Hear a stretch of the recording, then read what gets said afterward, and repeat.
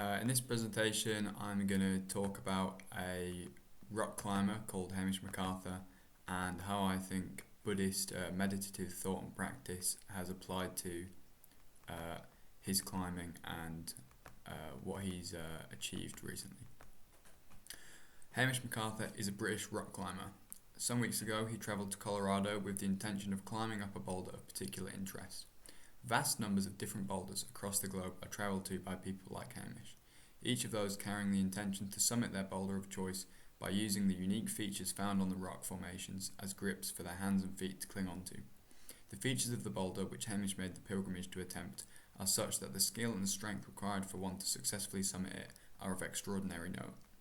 It was first summited by an American named Sean Rabatou, who spent approximately 50 to 60 days trying the problem until he found success. Aside from him, elite athletes Drew Ruana and Daniel Woods have spent almost a combined 200 days trying the problem to date, with neither finding any success. These three athletes are considered among the absolute best rock climbers alive, so the struggle they have had with the problem, named Megatron by Rabatou after his initial ascent, ought to be a clear testament to the scale of the challenge presented by the particular sequence of movements which the rock forces the climber to complete. For Hamish MacArthur, though, things transpired a little differently. After arriving at Megatron, only 5 days transpired before he was hauling himself over the lip and standing triumphantly atop the boulder. What can explain the gulf between the times required for two different people to complete the same task? Here is where Buddhism becomes relevant. I submit that the thing which separates Sean Rabatou and Hamish MacArthur and allows Hamish to perform so dominantly is not, in fact, raw physical strength or skill. Instead, what sets Hamish apart is his ability to execute, of his mind to direct his body with total efficiency. I believe this is not an innate and unique capacity which has been endowed on him alone, but the specific result of Buddhist-style meditation and contemplation, which allow him to, at times, occupy a transcendent mental space where his attachment to his ego, his sense of discrete individuality amongst the physical array of phenomenal objects in the world, wanes to a very significant degree. The reason being, in this condition allows him to perform so well is because, through dissolving his sense of ego, all distraction is lost and his perception becomes entirely consumed by the requirements of the moment. In this fact, the Buddhist notion of transience is apparent. It is understood by Buddhists of various kinds that the phenomenal world, which appears to be constituted by discrete physical objects which self-sustain and persist as they are independently of other things, is a false perception. Instead, the opposite is true. Nothing is self-contained.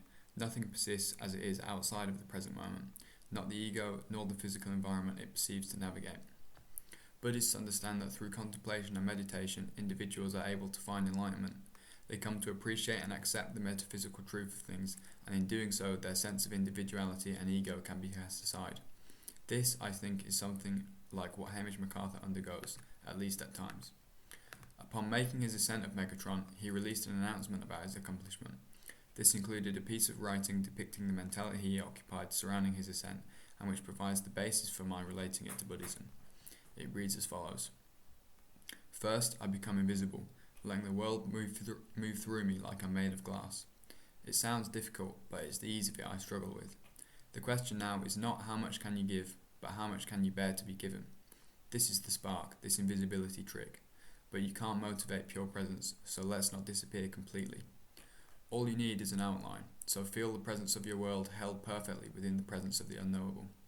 Congratulations, you are now the border between the collapsing and unfolding of the universe.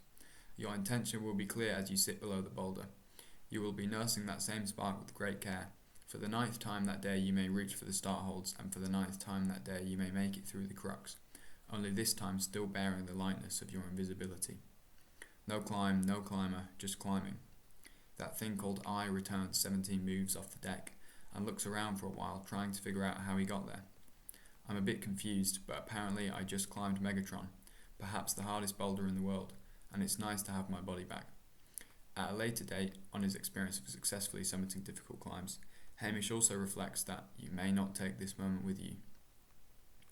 So I'm just going to talk about a few particular quotes from that excerpt and explain why I think they reflect a kind of Buddhist train of thought in Hamish's mind. First, I become invisible. He states this at the beginning of the piece of writing.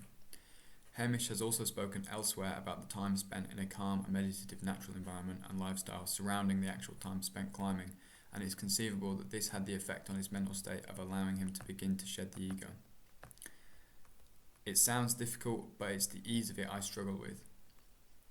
Entering a transcendental meditative state is an act which is diametrically opposed to the rhythm and structure of the ordinary lives people usually live, but it's ultimately a simple thing. It's about accepting that the self is illusory, that all the persistent structures we feel to experience and encounter are non-existent, that all the complexity we ascribe to being is constructed and that all of it can be forgotten. Reaching towards nirvana, then, is both immensely difficult and immensely easy.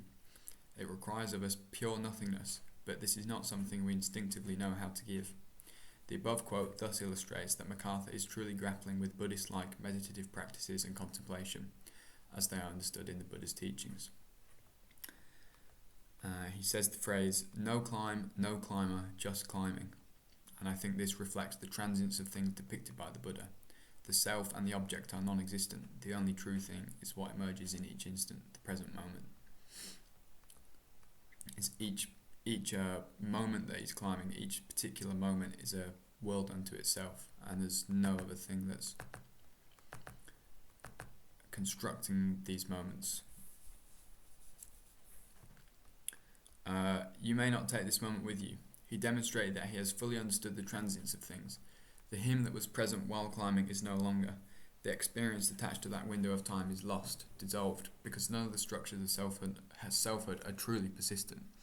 He shows understanding of the Buddhist perspective that the nature of being, does not involve a process of phenomenal accumulation, but that it is merely a collection of disparate instants which ordinarily appear to us as a connected and causal sequence, but are really formless and vanishing.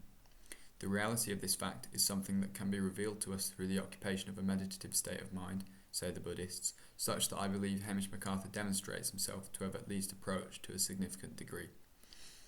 All this Buddhist adjacent positioning by MacArthur is what I believe separates him from other climbers, such as Sean Rabatou, and allows him to achieve things which are almost unfathomable for anyone else in the sport.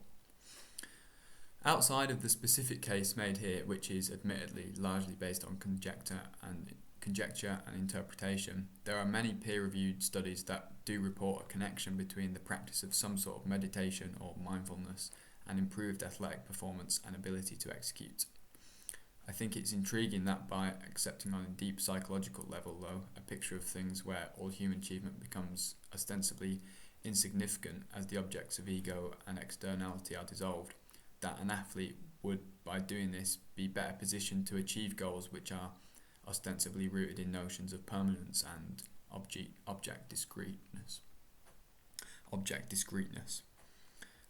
This apparent contradiction, though, reflects one in the Buddhist philosophical canon and might be evaluated with reference to that.